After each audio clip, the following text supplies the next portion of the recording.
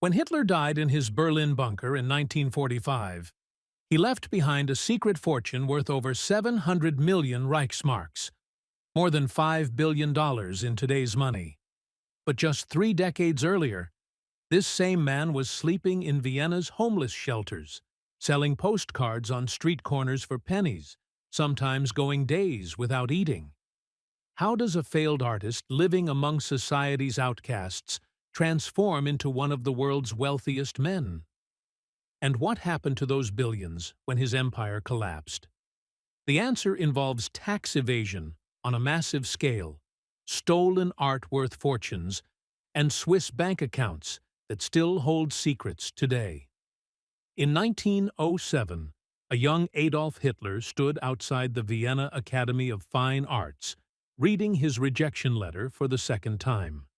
His dream of becoming an artist had just died, and he had no backup plan. His orphan's pension of 25 kronen barely covered rent in Vienna's expensive capital, let alone food.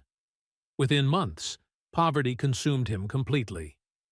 He wasn't just poor, he was destitute. His daily routine became a desperate struggle for survival.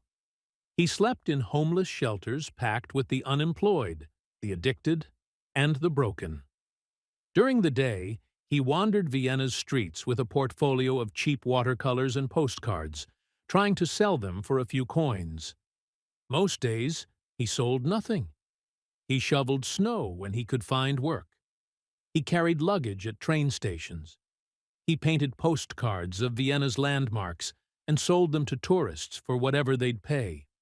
Some nights, he couldn't afford even the cheapest lodging and slept on park benches. Eventually, he scraped together enough to move into a men's hostel, a step up from the streets, but not by much. The place was crowded, filthy, and filled with society's cast-offs. This is where Hitler spent his early 20s, living among people the world had forgotten. But something was happening in that hostel's common room. Hitler spent hours reading newspapers and anti-Semitic pamphlets, absorbing conspiracy theories and radical politics. His bitterness grew with every rejection, every hungry night, every reminder of his failure. The man who once dreamed of painting masterpieces was now painting cheap souvenirs just to eat. In 1913, a small inheritance from his father, 820 kronen, finally gave him enough money to leave Vienna for Munich. The poverty years were over, but they'd left a mark. Hitler would later mythologize this period, claiming he understood the common worker's struggle. But the truth was darker. His hunger for wealth was born in those shelters, and once he tasted power, he'd feed that hunger without limit. Fast forward to 1923. Hitler's failed beer hall putsch landed him in Landsberg prison, but he saw opportunity behind bars. Dictating to Rudolf Hess, he began writing his political autobiography, part memoir, part hateful manifesto. The title, Mein Kampf, My Struggle. Published in 1925, the first volume landed with a thud. Most Germans ignored the rambling 700-page book. Bookstores couldn't sell it. Critics dismissed it as incoherent propaganda. Hitler watched his big literary debut go absolutely nowhere. Sales were pathetic. The book seemed destined to fade into obscurity. Then, 1929 hit. The global depression shattered Germany's economy and destroyed faith in traditional politics. As desperation spread across the country, Hitler's radical solutions suddenly didn't seem so crazy. Sales of Mein Kampf began ticking upward in 1930. By 1931, they were climbing steadily. Each Nazi electoral success boosted sales. Rallies became marketing events.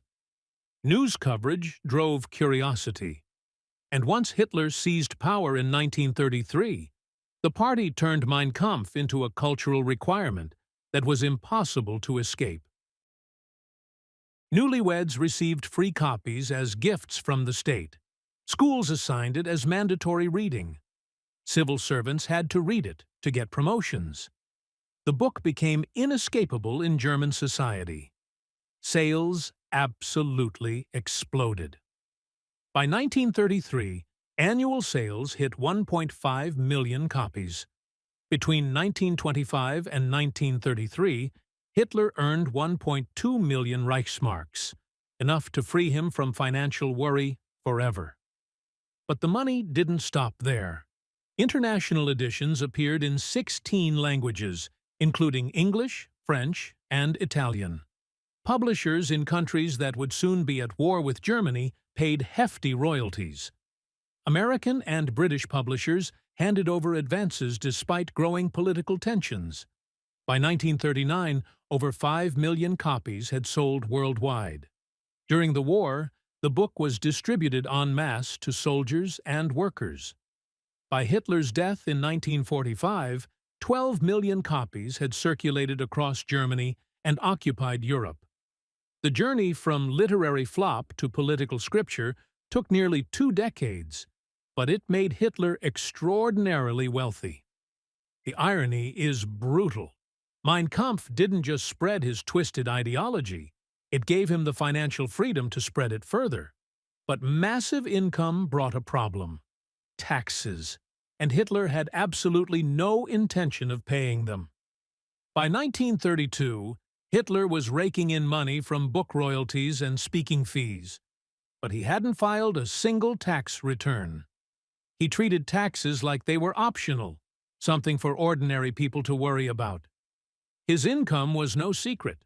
Thousands of Reichsmarks poured in monthly from multiple sources. Yet he paid nothing to the state. The Munich tax office noticed and opened an investigation in 1933. By early 1934, they'd calculated his unpaid taxes and presented him with a bill: 405,494 Reichsmarks, roughly $1.6 million in today's money. It covered years of evasion plus penalties.